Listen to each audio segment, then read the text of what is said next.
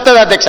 ఇవాళ తుమ్మిడిఎట్టి దగ్గర ఏదైతే వార్నింగ్ ఉంది, ఈ వార్నింగ్ తోని మేము మేడిగడ్డకు మారినామని చెప్తుండ్రో ఇదే వార్నింగ్ క్లాస్ మేడిగడ్డ దగ్గర కూడా పెట్టారు. మరి మేడిగడ్డ దగ్గర ఎట్లా కట్టిండ్రు అధ్యక్ష?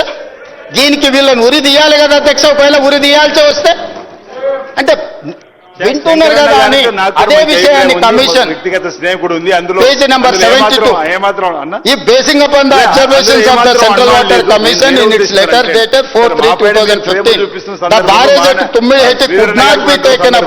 The same reason holds good for construction of barrage at Medigadda also. చెప్పే ప్రయత్నం చేస్తున్నాం ఒకటే, ఏదైతే మనం పటాలు కాల్చినామో, స్వీట్లు పంచుకున్నామో, సంబరాలు చేసుకున్నామో, ఎస్ బీసీ సమాజం ఇక్కడ తెలంగాణలో కాంగ్రెస్ ప్రభుత్వం వచ్చింది, ఇందిరమ్మ రాజ్యం వచ్చింది, పేదలకు సంబంధించిన పేదవారికి సంబంధించిన అనేక సమస్యలు పరిష్కరించి ముందుకు పోతూ మనకు 42% రిజర్వేషన్ ఇస్తుంది అనేటువంటి సంతోషం ఉన్నమాట వాస్తవమే.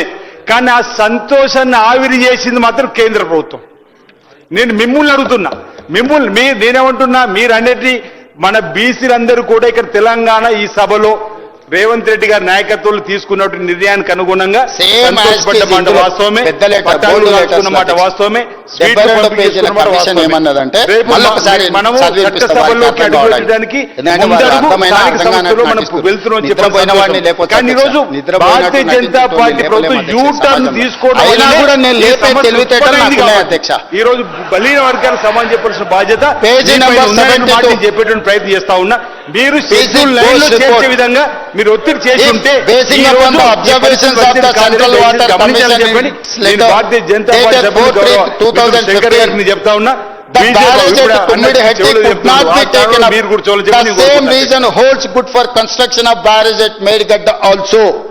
నువ్వు ఏ రీజన్ తోనైతే తుమ్మిడిహెట్టి దగ్గర నేను బ్యారేజ్ కట్టను, ప్రాజెక్టును నేను మేడిగడ్డకు తరలిస్తున్నా అని చెప్పినవో సేమ్ రీజన్స్ మేడిగడ్డ బ్యారేజ్ దగ్గర ఉన్నాయి. కాబట్టి అక్కడ నువ్వు చెప్పిన రీజన్ సహేతుకం కాదు. నువ్వు సమయానుకూలంగా నువ్వు చేయాల్సిన తప్పులకు ఒక ముసుగు దొడుకుంటున్నావని ఈ రిపోర్ట్ ఇచ్చింది అధ్యక్ష. అందుకే ఈ రిపోర్ట్ మీద వాళ్ళకంత కక్ష, ద్వేషము, పగ అధ్యక్ష. అందుకే అట్లా మాట్లాడుతున్నారు అధ్యక్ష. ఇప్పటికైనా హరీష్ రావు గారు ఈ వాస్తవాలను కమిషన్ రిపోర్ట్ ఇచ్చింది. మీరు న్యాయస్థానం ముందర మీకు కావాల్సిన అన్ని వాదనలు చేస్తారు. మీరు ఏ వాదన చేసినా నాకేం